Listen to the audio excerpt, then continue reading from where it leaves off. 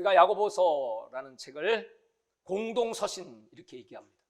공동서신이라는 것은 집필자가 공동으로 썼다는 것이 아니고 받는 자들이 공동으로 이 말씀을 회람서신과 같이 함께 읽는 책이다, 그런 뜻입니다.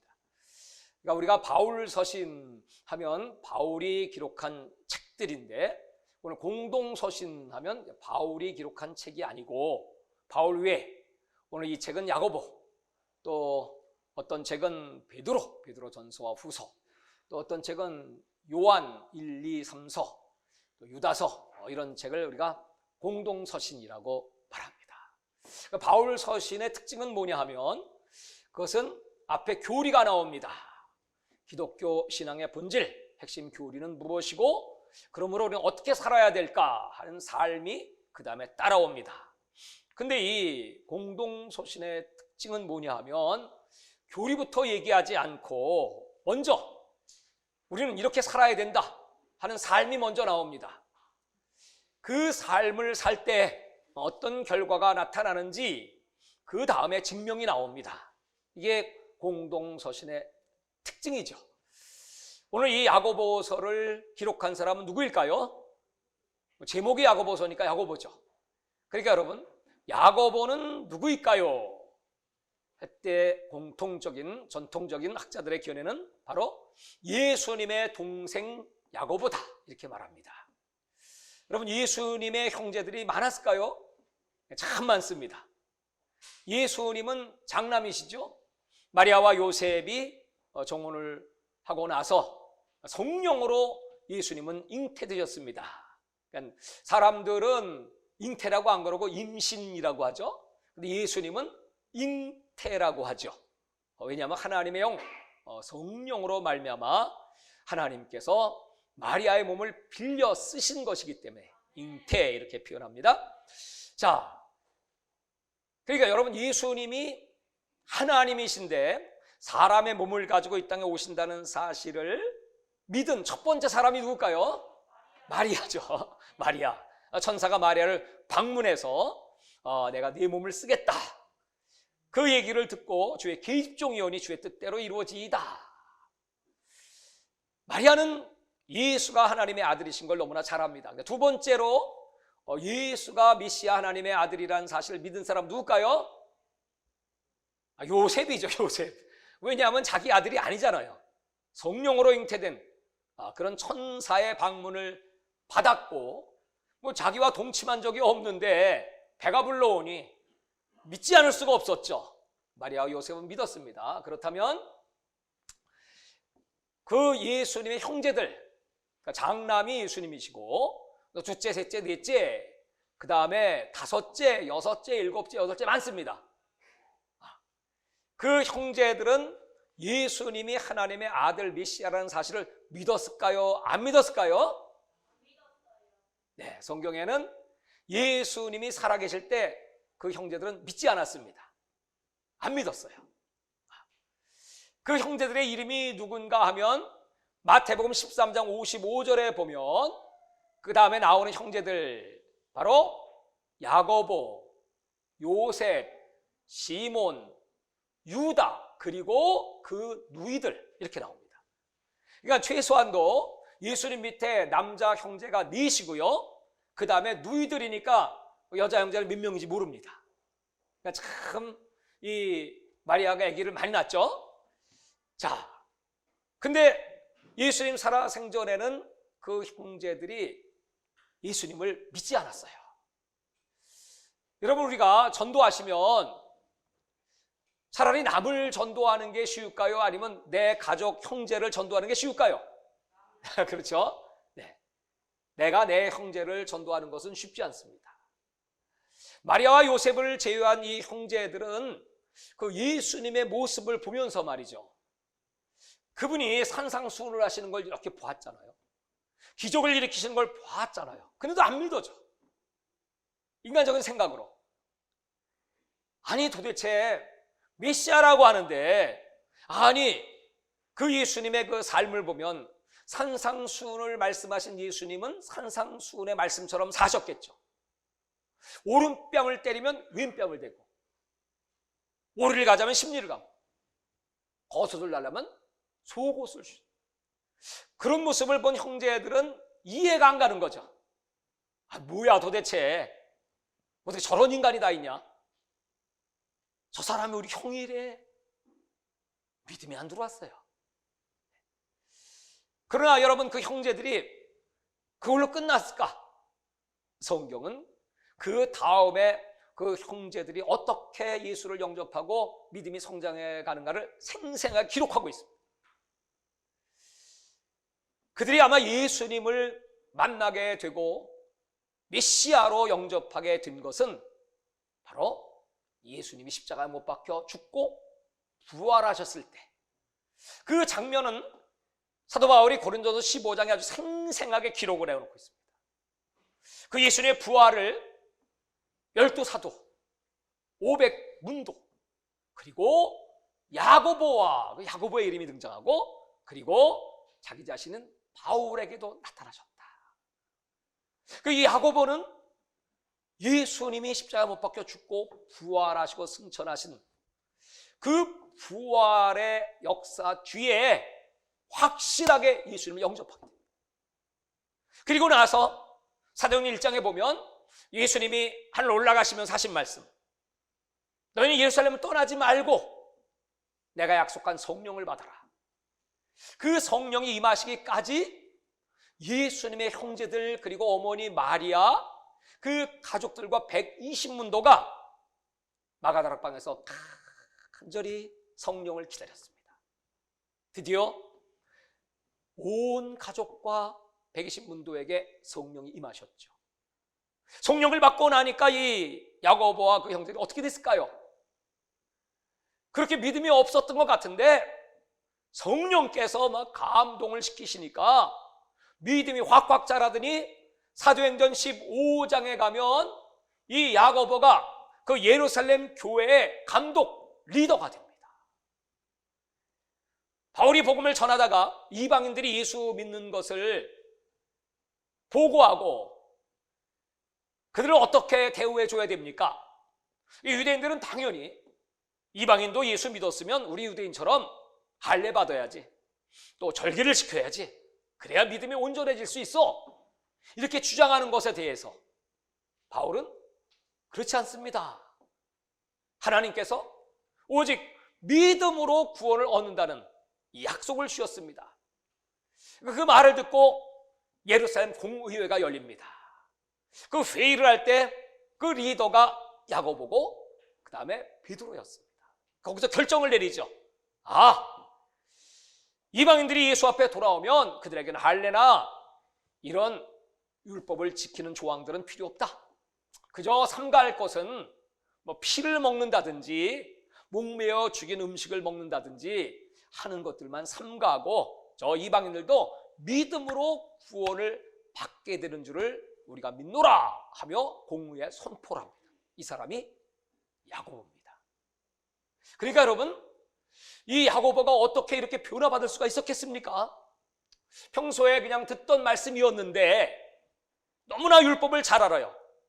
이 야고보서를 표현할 때 신약 속의 구약 또는 신약 속의 잠언, 그만큼 구약의 인용이 많고 예수님의 말씀의 인용이 많습니다. 특별히 이 야고보서를 지혜의 서라고 합니다. 신약의 지혜서, 신약의 잠언. 그만큼 이 책은 하나님을 섬기는 그 믿음의 도와 함께 이 땅에서, 이 세상 속에서 어떻게 우리 그리스도인들이 믿음을 지키며 승리하는 삶을 살 수 있는 지혜를 기록하고 있습니다. 이 책은 굉장히 중요한 책이죠. 이 책의 수신자는 누구냐 하면 오늘 여기 1장 1절에 보면 예수 그리스도의 종 야고보, 그러니까 이전에 그 인간적인 생각을 싹 버리고요, 그냥 내 형 예수가 아니고 하나님의 아들이신 메시아 예수 그리스도, 그분의 나는 종이고 나는 이 편지를 흩어진 나그네, 흩어진 12지파에게 편지하노라. 그러니까 이 수신자는 당시에 흩어진 유대인, 디아스포라들에게 보낸 편지입니다. 그들은 처음에 예루살렘에서 함께 신앙생활을 했죠. 이 야고보는 담임 목사의 심정으로 흩어져 있는 그 성도들에게 편지를 쓰는데, 그때 당시는 여러분 얼마나 핍박이 많은 때입니까? 시험이 많았습니다. 그러니까 여기 1장 2절부터 이제 바로 들어가죠. 너희가 여러 가지 시험을 만나거든 온전히 기쁘게 여기라. 그런 시험을 얘기하고 나서 더 중요한 것은 이 야고보의 메시지의 핵심은 뭐냐면, 외적 시험보다도 더 무서운 게 있는데, 그것은 너희 자신 속에 있는 내면의 싸움이야. 이 내면의 싸움이 어떤 싸움일까요? 너희들이 스스로 하나님의 자리에 올라 율법을 잘하니까 남을 판단하고 비방하고 너희 마음과 입술을 제어해야 할 텐데, 말 함부로 하고 시기하고 질투하고 다투고 이런 육신적 모습들이 너무나 많이 나타나니까 이게 바로 교회의 위기 중에 위기야. 그걸 선포하고 있는 겁니다.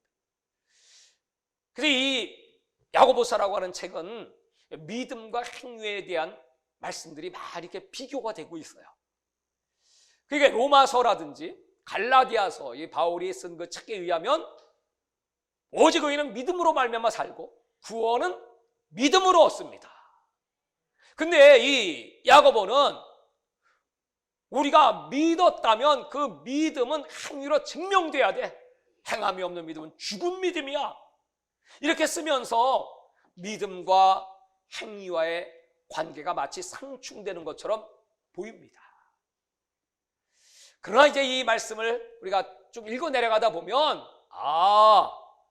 믿음과 행위와의 관계는 서로 상충되는 말씀이 아니고 서로 보완되는, 믿음에는 반드시 행위의 열매가 나타나야 된다. 왜냐하면 바울이 로마서나 갈라디아서를 쓸 때 목적은 뭐냐 하면, 그들에게 올바른 구원관을 정립시켜 주기 위해서, 구원은 믿음으로 얻는다는 사실을 그렇게 강력하게 설파한 겁니다. 왜냐하면 당시에 어떤 행위, 율법을 지키든 할례를 받던 절기를 지키든 해서 구원을 받는 거짓 교사들이 많았기 때문에 오직 의인은 믿음으로 말미암아 구원을 얻는다. 그걸 강조하기 위해서 로마서와 갈라디아서를 썼습니다. 그러면 이 야고보서는 이건 이미 믿은 사람들에게, 이미 복음이 정립된 후에 이 야고보가 이제 믿었으면 믿음의 열매가 있어야지. 믿는 데 따른 표적이 뭐예요? 믿었으면 그 믿음이 무엇으로 증명됩니까?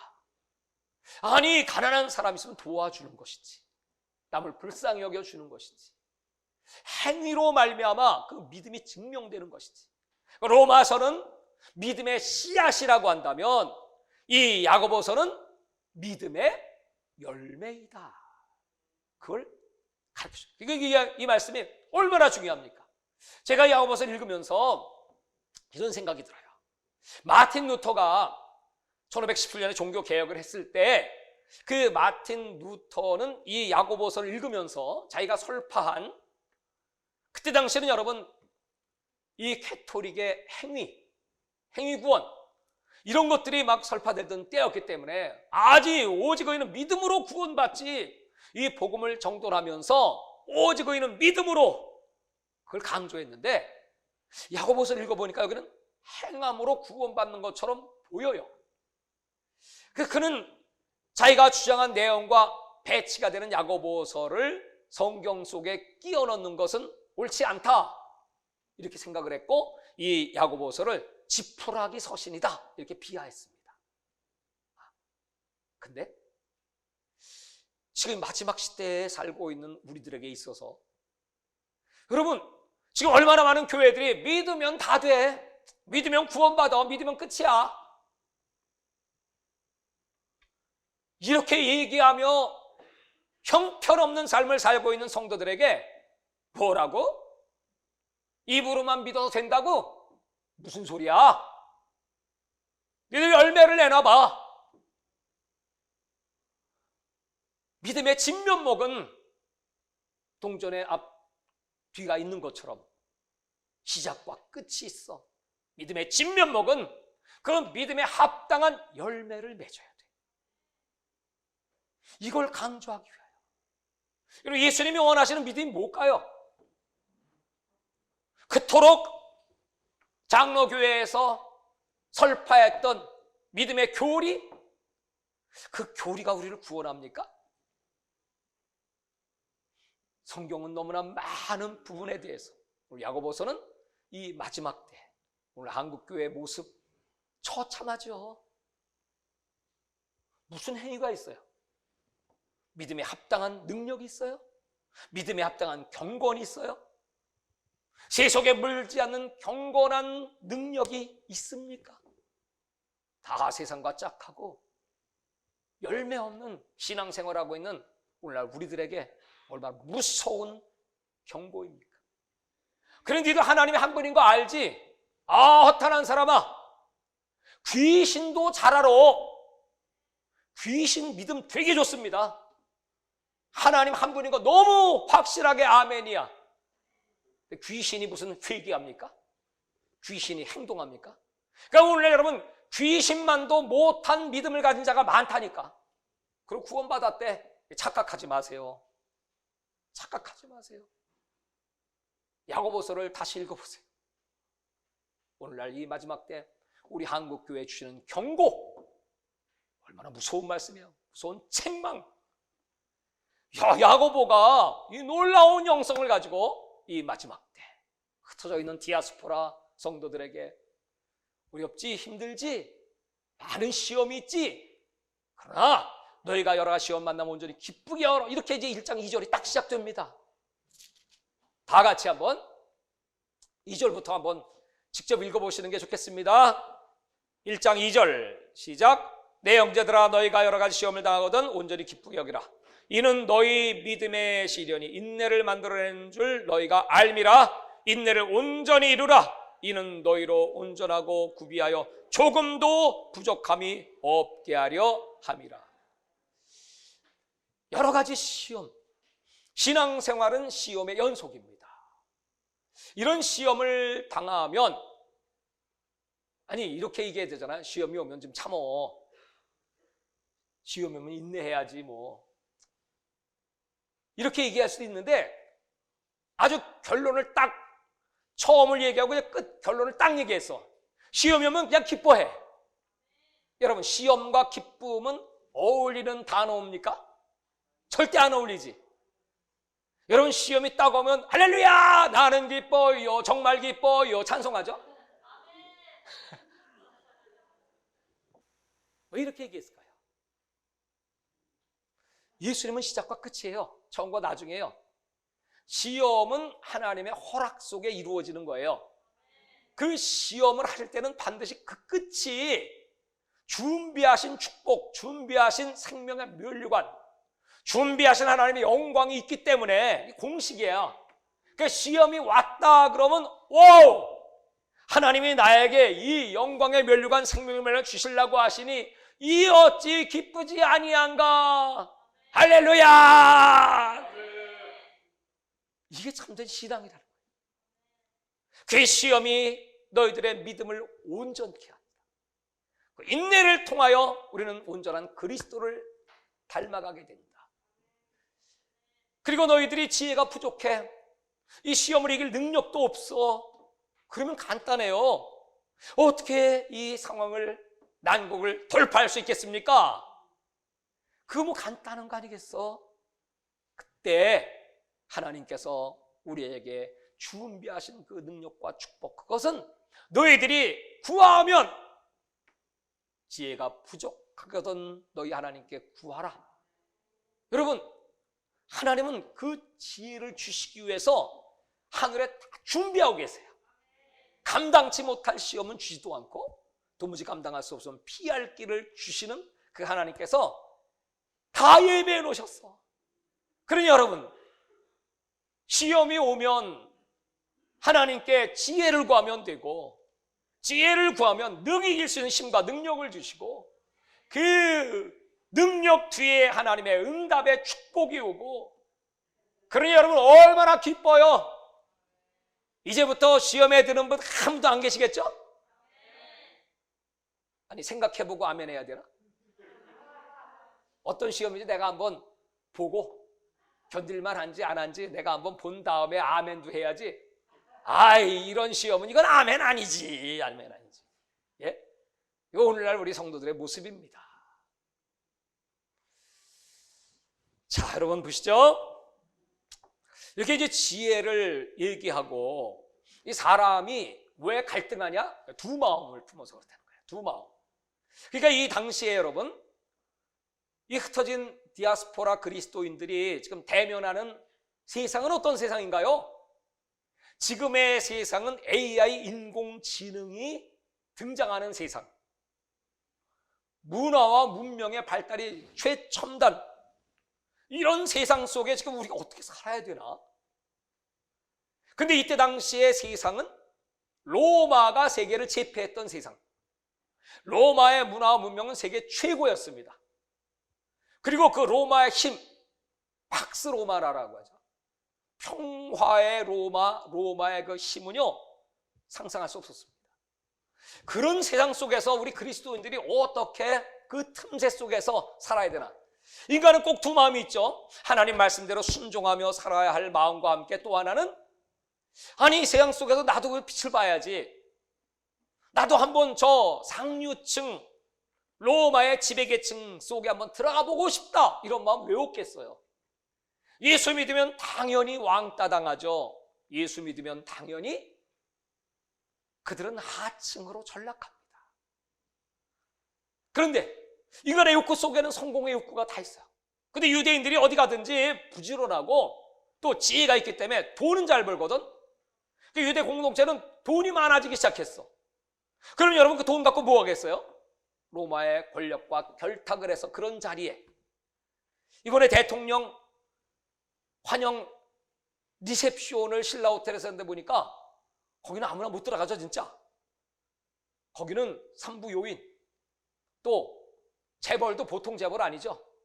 한국의 최고 기라성 같은 재벌들이 다 거기 들어가서 말이죠, 멋있는 술잔을 들고 브라보 위하여, 여러분 그런 거 보면 와, 나도 한번 저기 들어가서 한번 끼면 안 될까? 뭐 이런 생각을 다 누구나 갖고 있어요. 부럽다, 진짜 부럽다. 누구나 갖고 있는 두 마음이에요. 그 두 마음에 대해서 지금 야고보는 아주 정확히 뚫어보고 있죠. 너희들이 그렇게 원하는 그 마음은 세상을 향한 마음, 그걸 세속이라고 그래. 세속적 마음. 그 세속적 마음들은 인간의 죄 속에서 나오고, 그 죄가 잉태하면, 여러분 죄가 장성하면 사망에 이르러. 너희들은 하늘의 지혜를 받은 사람이야. 이 세상에 그 화려하게 보이고 어마어마한 세상의 그 문화, 문명, 이런 것들 아무것도 아니야. 너희들 지금 예수님이 멀리 계시다고 생각하지 마. 바로 네 문 밖에 있어. 어디요? 내 마음 바깥에 지금 딱 밖에서 날 딱 쳐다보고 계셔. 네 마음이 어떠한지. 여러분 오늘 예배 마치고 교회 문을 딱 나갈 때 저 문 밖에 딱 서 계셔. 딱 째려보고 계셔. 너 정말 나를 사랑하냐? 내가 네 안에 충만하기를 원하느냐? 너 세상 좋아하는 거 아니야? 세상 사랑하는 거 아니야? 우리는 세상 속에 살지만 그 세상에 동화되고 흡수되는 사람이 아니고, 그 세상보다 더 뛰어난 하늘의 문화, 하늘의 지혜를 가진 사람들입니다. 위로부터 내려오는 성결의 지혜, 거룩의 지혜, 하늘의 능력을 저와 여러분은 가지고 있습니다. 그 하나님의 문화, 천국의 문화는요, 세상 것과는 비교가 안 된다니까. 그걸 갖고 있는 걸 알면 세상에 동화되지 말고 더 당당하게 세상 속에 나가 주 예수 그리스도, 그가 그리스도이심을 선포할지어다. 지금 이 야고보는 지금 이런 얘기를 막 하면서 참된 경고는 무엇인 줄 아냐? 그 경고는 고아와 과부를 불쌍히 여기고, 지금 세상은요 차별이 심합니다. 그래서 부자는 가난한 자들을 우습게 보고, 근데 이 풍조가 교회까지 들어왔습니다. 그 교회에서 여러분 부자가 멋진 옷을 입고 화려한 옷을 입고 딱 등장해봐요. 그러면 그냥 굽신굽신거리면서 어디 좋은 자리로 여기 앉으세요. 근데 거지가 들어왔어요. 아주 남루한 옷을 입은. 이런 사람이 딱 들어오니까 그냥 거들떠 보지도 않고 저 뒤에 앉든지 바닥에 앉든지 이런 얘기를 하고 있는 거예요. 그러니 하나님께서 이렇게 보시면서 나는 부르자든 가난하든 하나님 앞에 다 똑같아. 그저 한 죄인, 한 영혼일 뿐이야. 하나님이 그렇게 작은 자, 가난한 자, 불쌍히 여긴 것처럼 예수님이 이 땅에 오신 것이 바로 성령이 임하시면 그 성령이 가난한 자들을 부욕케 하시기 위하여 그의 가난한 자들에게 복음이 전파되고, 사도 바울은 고린도전서 1장에 그 가난한 자, 없는 자, 멸시만 천대받는 것들을 더 있는 것들을 부끄럽게 하려 하시나니, 이게 하나님의 마음인데, 아니 교회가 그런 가난한 자들을 무시하고 차별하는 그런 모습을 보면서 그거는 악한 생각이야. 그게 얼마나 악한 일인 줄 알아? 이렇게 질타하는 겁니다, 여러분. 참된 영성이 무엇인가? 오늘 이 야고보는 가르쳐 주면서 여기 1장에 이 시험을 얘기하고 나서 중요한 메시지가 있어요. 그게 뭐냐 하면 내가 구원받은 거, 야고보가 자기가 어떻게 구원받았나, 그게 여러분 1장 18절입니다. 이게 중요하니까 우리 한번 같이 1장 18절 보겠습니다. 그가 그 피조물 중에 우리로 한 첫 열매가 되게 하시려고 자기의 뜻을 따라 진리의 말씀으로 우리를 낳으셨느니라. 진리의 말씀으로 자기가 거듭났다는 거예요. 이전에는 예수님이 하시는 그 말씀이 진리의 말씀인지 몰랐어요. 근데 이 진리의 말씀이 깨달아진 게 뭐예요? 성령으로 말미암아. 그러니까 성령의 조명을 받고 성령의 인도를 받아야 이 진리가 진리인 줄 깨달아져요. 그러니까 나는 진리의 말씀으로 거듭났다. 그렇게 기록을 하면서 21절 보세요. 21절 시작. 그러므로 모든 더러운 것과 넘치는 악을 내버리고 너희 영혼을 능히 구원할 바 마음에 심어진 말씀을 온유함으로 받으라. 이 말씀이 야고보의 어디에 심겨졌냐 했더니 마음에 심겨졌어요. 하나님 말씀이 마음은 밭이에요. 온유한 밭. 강팍한 심령, 돌짝밭, 길가밭 이런 심령에는 말씀이 떨어져 봐야 열매를 맺을 수가 없습니다. 온유한 심령에 마음의 밭. 이 말씀은 구약의 에레미야나 또는 에스겔이 마지막 때 하나님의 약속의 말씀은 새 언약이다. 예수 그리스도로 말미암아 우리에게 주시는 새 언약의 말씀이 우리 마음밭, 살아온 밭에 떨어진다. 그 말씀을 지금 이렇게 하고 있는 거예요. 내가 말씀으로 거듭났어. 그러면서 이 말씀을 많이 인용하잖아요. 구약의 말씀과 예수님의 말씀 많이 인용하면서 너희들도 변화받고 새 사람 되려면 이 말씀이 여러분의 심령에 잘 박힌 못이 돼야 돼. 절대로 사람은 아무리 교훈을 하고 충고하고 윽박질러서 변화되지 않습니다. 아무리 여러분 복 많이 주고 일 잘 된다고 병 고쳐줬다고 그 사람 변화되지 않습니다. 변화는 하나님의 말씀이 시키는 겁니다. 그 말씀의 중요성을 이렇게 강조합니다. 나를 구원하신 하나님 누군 줄 알아? 그 앞에 여러분 17절을 보십시오. 17절. 온갖 좋은 은사와 온전한 선물이 다 위로부터 빛들의 아버지께로부터 내려오나니, 그 하나님은 빛들의 아버지, 창조주시오. 그 하나님은 변함이 없고 회전은 그림자도 없어. 영원하신 하나님. 그 하나님이 말씀으로 우리 가운데 임하셨어. 그러니 여러분, 이전에 예수님 살아계실 때 그 말씀이 말씀인지도 몰랐어. 그리고 이해도 못했어. 여러분, 거듭나지 못한 성도들이 교회 다니면서요, 아무리 설교, 제가 지금 창세기부터 지금 오늘 야고보서까지 왔어. 이제 몇 권 안 남았어. 끝날 때가. 근데 지금 여러분 심령 속에 뭐가 남아있어요?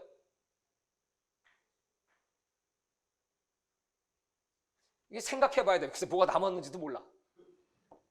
그만큼 듣고도 뭐가 남았는지도 몰라. 참, 이러니. 뭐가 남아있어요? 그럼 딱 말씀해야죠. 말씀이 남아있습니다. 이렇게 얘기해야 되잖아요. 뭔 말씀? 성경 66권 말씀. 그렇잖아요, 여러분. 말씀 없이 여러분 신앙생활 하는 거 여러분 얼마나 위험해요. 백날, 천날, 만날 교회 나와봐야 아무 소용없어요. 이 말씀이 나를 변화시키고 이 말씀이 만물을 붙잡고 계셔. 이 말씀이 나를 붙잡아야 돼. 오늘 한마디 말씀만 해도 시험이 왔네? 그럼 어떻게 해야 돼요? 이제 앞으로 이제 여러분 얼굴만 보면 이제 금방 알아. 저 속에 말씀이 계신 거요, 안 계신 거요.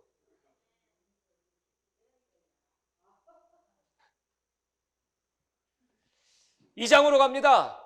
이 장으로 가면 이제 믿음을 가진 자의 참모습은 차별을 하면 안 된다는 거죠. 차별. 남을 차별해. 사람 우습게 봐요. 그걸 판단해요. 그 사람 믿음 없는 사람이에요. 자기는 믿음이 있다고 착각해. 왜냐하면 율법을 잘 아니까, 말씀을 잘 알아. 지식은 있어. 근데 그 말씀 따라 행동하지 못해. 그게 아까 말씀드렸던 교회 안의 부한자와 가난한 자를 차별하는 것입니다. 그러면서 우리 2장 5절 읽어보죠. 5절. 내 사랑하는 형제들아 들을지어다. 하나님이 세상에서 가난한 자를 택하사 믿음에 부요하게 하시고 또 자기를 사랑하는 자들에게 약속하신 나라를 상속으로 받게 하지 아니하셨느냐. 제가 아까 말씀을 드린 내용입니다. 너희는 도리어 가난한 자를 업신여겼도다. 부자는 너희를 억압하며 법정으로 끌고 가지 아니하느냐. 그들은 너에게 대하여 일컫는 바 그 아름다운 이름을 비방하지 아니하느냐. 여러분, 부자들이 오히려 더 이렇게 고통 주고 착취하고 압제하고, 여러분 5장으로 넘어가면 이 부한 자들에게 무서운 경고가 있죠. 들으라 너희 부한 자들아, 너희 재물은 썩었고 그 재물이 너희에게 살같이 우리 이 육체를 파괴시키는 게 바로 재물이야. 근데 그 재물이 가난한 자들을 착취해서 얻은 재물들이야. 사람들은 그 재물 앞에 벌벌 떠는데, 여러분 이 부자가 천국 들어가기가 낙타가 바늘귀로 들어가면 더 힘들어. 그렇기 때문에 부자들아 너희는 마지막 날 곡하고 애통할지어다. 애통하며 가슴치며 회개하며 하나님이 내게 주신 이 부요를, 이 물질을 어떻게 쓸까? 가난한 자를 위하여 나누고 섬기고 하나님의 나라 확장을 위하여 여러분 그 물질을 쓸 수 있다면 여러분 그 물질은 얼마나 좋은 은사입니까? 그러니까 물질은 기회예요. 기회. 내게 주신 기회를, 여러분 가난하면 큰일 하고 싶어도 못하잖아. 마음뿐이지. 기도만 열심히 할 뿐이죠. 근데 실제로 물질을 가지신 분들은 여러분 그 물질을 나누고 쓸 수 있다면 얼마나 큰 축복이에요. 그 찬스 기회를 놓치지 말고 쓰임받기를 주의 이름으로 축원합니다. 봅니다. 계속 2장 오늘 본문 14절부터 이제 믿음에 대한 내용이 나옵니다. 여기 믿음은 아까 말씀드렸지만 바울이 말한 믿음과 야고보가 말한 행위는 둘이 아니고 하나다. 믿음은 씨앗이고 행함은 열매다. 이렇게 말씀을 드렸고, 이제 이 야고보가 아주 너무나 쉽게 비유로 가르쳐, 역사를 가르쳐. 이스라엘 백성들은 출애굽의 역사를 통해서 하나님이 어떤 분인가를 가르쳤죠. 또 구약에 나오는 믿음의 위인들을 통하여 믿음이 뭔가를 가르치죠. 오늘 여기 두 사람이 등장하는데 한 사람은 아브라함, 한 사람은 라합. 아브라함은 누구죠? 믿음의 조상. 아브라함은 남자, 라합은 여자. 아브라함은 유대인, 라합은 이방인. 아브라함은 족장, 라합은 기생. 전혀 다르죠. 근데 이 전혀 다른 극과 극입니다. 이 두 사람을 딱 비교해서 이 두 사람의 공통점이 딱 하나, 뭐가 있다? 믿음. 근데 그 믿음이 어떻게 열매를 맺었다? 행함. 너무 쉽죠? 아브라함은 그 아들 이삭, 백살이라는 아들 이삭을 하나님의 제단의 제물로 올려놓을 때 그 행위를 하나님이 믿음으로 받으셨어요. 그리고 믿음의 조상으로 세우셨어요. 이 라합은 기생의 신분이지만 이스라엘 정탐꾼들이 여리고에 들어왔습니다. 그 여리고에 그 성곽 위에 거기 집들이 있었고 이제 거기 살았던 모양이에요. 근데 이 천한 기생이라고 하지만 접대부와 같은 그런 여인이었습니다. 근데 이스라엘 정탐꾼을 딱 보니까 딱 생각이 나는 거야. 무슨 생각 났을까요? 야, 저 이스라엘 백성들은 말이야, 광야 40년을 지내고 여기까지 왔는데 그건 상천 하늘에 그리고 하지 땅에 하나님이 저들을 도왔기 때문이야. 상천하지에 하나님이 저들을 도우셔서 이 땅을 정복하러 들어왔다면 아직 내가 누구 편에 서야 돼? 내 나라는 이 여리고 이 나라를 내가 애국을 해야 되는 것이 마땅한데 나는 세상 나라 편에 서지 않고 하나님 편에 서겠어. 그 하나님의 편에 선다는 그 믿음의 표현이 그 정탐꾼들을 숨겨주는 거예요. 그건 목숨을 건 행위입니다. 그 믿음의 열매가 목숨을 걸고 나타났어. 성경에 딱 이 두 사람을 기록하면서 행함이 없는 믿음은 죽은 믿음이다. 여러분 2장 중요하니까 읽어보죠. 지금 내가 말씀을 드렸고요. 2장 24절입니다. 시작. 이러보건대 사람이 행함으로 의롭다 하심을 받고 믿음으로만은 아니니라. 26절 또 시작. 영혼 없는 몸이 죽은 것 같이 행함이 없는 믿음은 죽은 것이니라. 여러분 우리 인간은 누구냐면 영혼과 육체가 결합돼야 인간이에요. 영혼 따로 육체 따로 분리되면 죽은 겁니다. 믿음과 행위는 영혼을 몸속에 담은 것처럼 떼려야 뗄 수가 없어. 이런 믿음을 가져야 돼. 이게 진정한 그리스도이냐. 이게 얘기하면서 3장으로 넘어가면 이제 그렇다면 좀 더 이제 세부적으로 나오잖아요. 그러면 그 믿음의 표현이 뭘로 나타날까? 그러니까 말로. 말. 여러분 우리 언어가 얼마나 중요한 것인가. 말은요 우리 마음의 표현입니다. 마음에 품은 것이 말로 나와요. 그래서 이 말이라고 하는 것은 작은 불씨와 같아.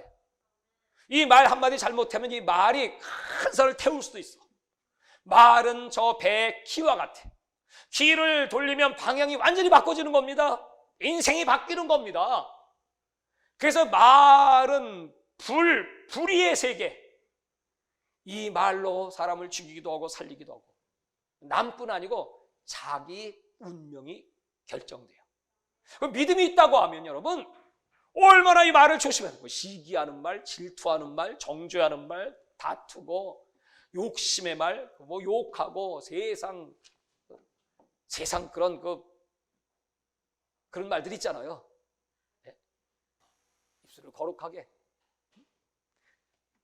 쭉 읽어보시면 지금 그 얘기예요. 자, 봅시다. 3장 시간 관계상 다 알 수가 없겠고 그래도 읽어보는 게 좋겠다. 1절부터 시작. 내 형제들아 너희는 선생된 우리가 더 큰 심판을 받을 줄 알고 선생이 많이 되지 말라. 우리가 다 실수가 많으니 만일 말에 실수가 없는 자라면 곧 온전한 사람이라. 능히 온 몸도 굴레 시오리라. 우리가 말들의 입에 재갈 물리는 것은 우리에게 순종하게 하려고 그 온몸을 제어하는 것이라. 또 배를 보라. 그렇게 크고 광풍에 밀려가는 것들을 지극히 작은 키로서 상의 뜻대로 운행하나니 이와 같이 혀도 작은 지체로 돼 큰 것을 자랑하도다. 보라 얼마나 작은 불이 얼마나 많은 나무를 태우는가. 혀는 곧 불이요 불의의 세계라. 혀는 우리 시체 중에서 온 몸을 더럽히고 삶의 수레바퀴를 불사르나니 그 사르는 것이 지옥불에서 나느니라. 여러 종류의 짐승과 새와 벌레와 바다와 생물은 다 사람이 길들일 수 있고 길들여 왔거니와 혀는 능히 길들일 사람이 없나니 쉬지 아니하는 악이요 죽이는 독이 가득한 것이라. 이것으로 우리가 주 아버지를 찬송하고 또 이것으로 하나님의 형상대로 지음을 받은 사람을 저주하나니 한 입에서 찬송과 저주가 나오는도다. 내 형제들아, 이것이 마땅하지 아니하니라. 샘이 한 구멍으로 여겨 어찌 탄물과 쓴물을 내겠느냐. 내 형제들아, 어찌 무화과 나무가 감람열매를 포도나무가 무화과를 맺겠느냐. 이와 같이 짠물이 단물을 내지 못하느니라. 아멘. 다 같이 아멘. 일부러 제가 읽었어요. 명심하시라고. 인사합시다. 명심합시다. 옆에 분을 쳐다보면서 뭘요? 몰라 뭔지. 뭘 명심해요? 혀를 조심해. 잊어버리지 마라. 그러면서 13절부터는 이제 위로부터 난 지혜와 땅에서 난 지혜, 하늘의 지혜와 세상 지혜를 비교하고 있습니다. 하늘의 지혜는 양순, 관용, 하늘의 지혜는 거룩, 청결, 순결. 여러분, 그 하늘의 지혜를 받아야지.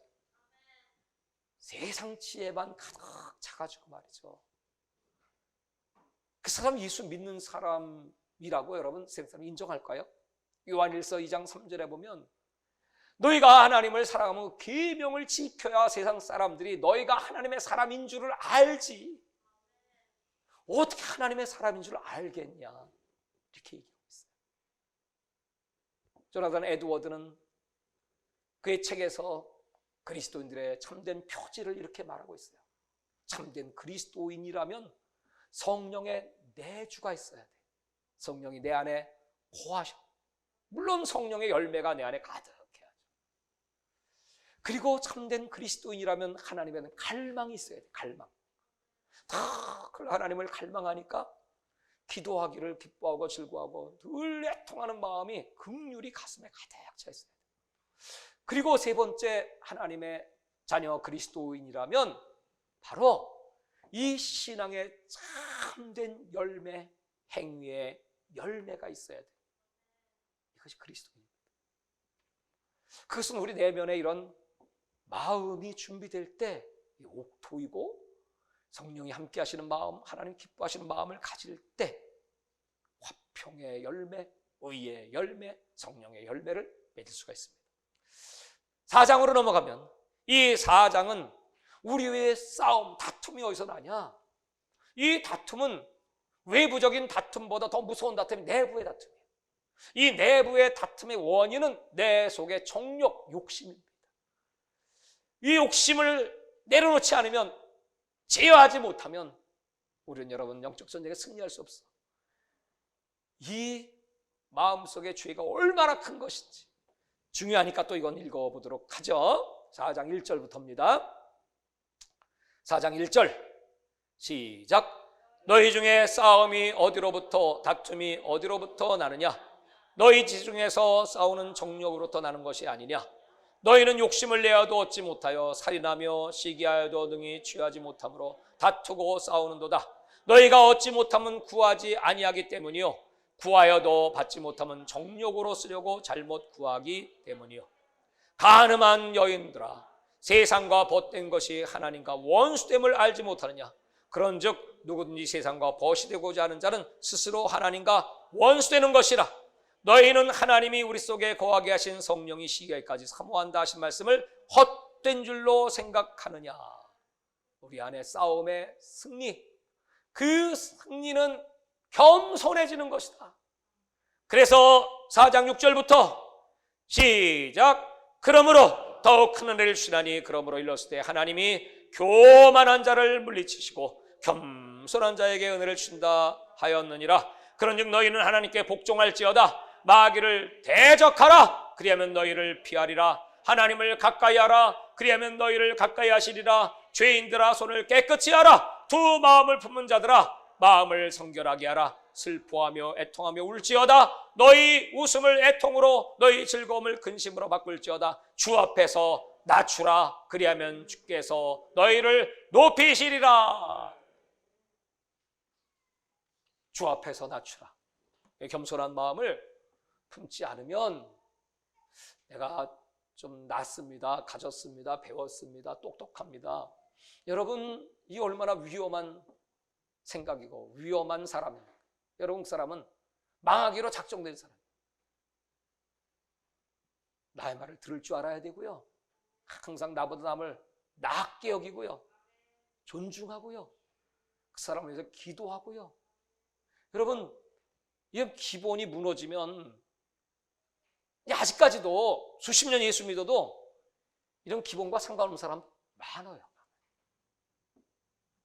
비극입니다. 많이 가졌어도 교만하면 안 되는데 이건 쥐뿔도 없으면서 교만하네. 어떻게 되는 거예요? 많이 배웠어도 교만하면 안 되는데 아는 것도 없으면서 교만해. 어떻게 되는 거예요? 거기에 대한 경계. 이제 마지막 5장에는 부한 자들 그리고 판단하는 자들 4장 후반부에 나오죠. 형제를 판단하는 것, 비방하는 것. 네가 율법 제정자냐? 네가 하나님이냐? 판단을 하나님만 하세요. 네가 판단하냐? 여러분, 성경에 이렇게 아주 구구절절히 아주 그냥 확실하게 아주 우리 속을 뒤집어 놓네. 얼마나 찔려 봤습니까? 여러분, 찔리지 않습니까? 이 말씀을 읽으면서.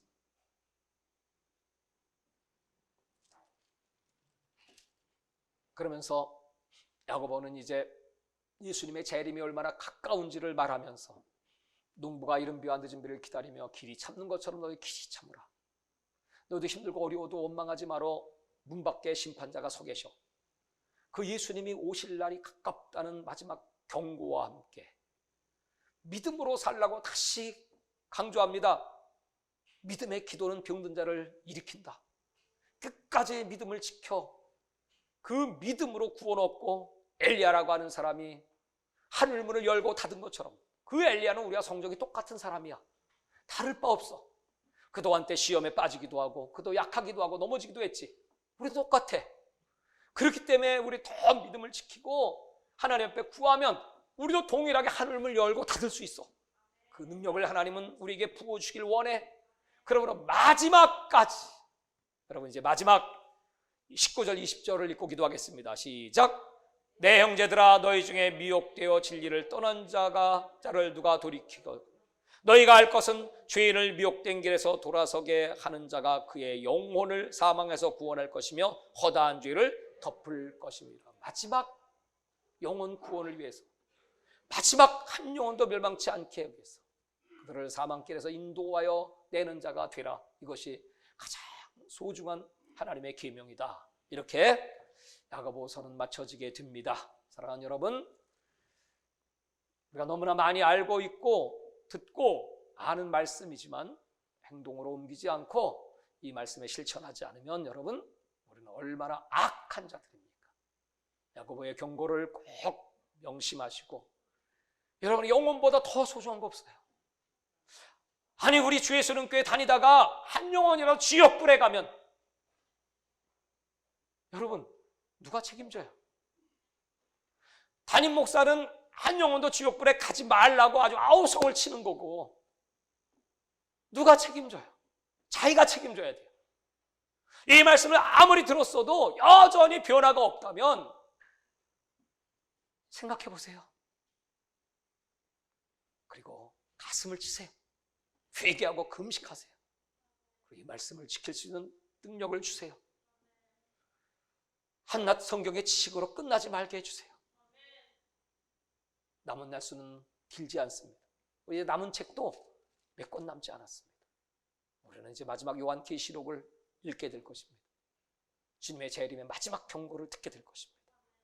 다시 한번 오늘 이 말씀이 우리 삶의 능력으로 풍성한 열매로 하나님의 사랑과 칭찬, 정말 우리 주 예수는 교회 엄영세계 선교회 사랑하는 모든 우리 일꾼들 성도님들은 우리 모두 함께 말씀을 듣고 지켜 행하여 같이 들림받고 천국에서 영원히 왕노릇 하시기 바랍니다. 하나님 아버지, 오늘 말씀을 붙잡고 이제 기도합니다. 야고보서는 마지막 시대 마지막 교회에게 주시는 가장 무서운 말씀이기도 하고 사랑의 메시지이기도 하고 우리를 새롭게 하시는 말씀입니다. 무엇보다 하나님, 정말 우리가 무슨 큰 죄를 지었겠습니까? 그러나 마음속의 판단, 남을 비방하는 것, 그리고 내 입술의 이 잘못된 열매들 얼마나 무서운 죄인가를 알게 하시고 내 인생이 내 말로 결정되고 좌우된다는 것을 깨닫고 오늘 하나님 다시 한번 내 영혼을 점검하고 주의 말씀에 순종케 하옵소서. 아버지의 주시는 그 놀라운 은혜가 우리 기도할 때 성령으로 충만하게 임하시기를 주 예수 이름으로 기도합니다. 주여 감사합니다. 주여, 주여, 주여.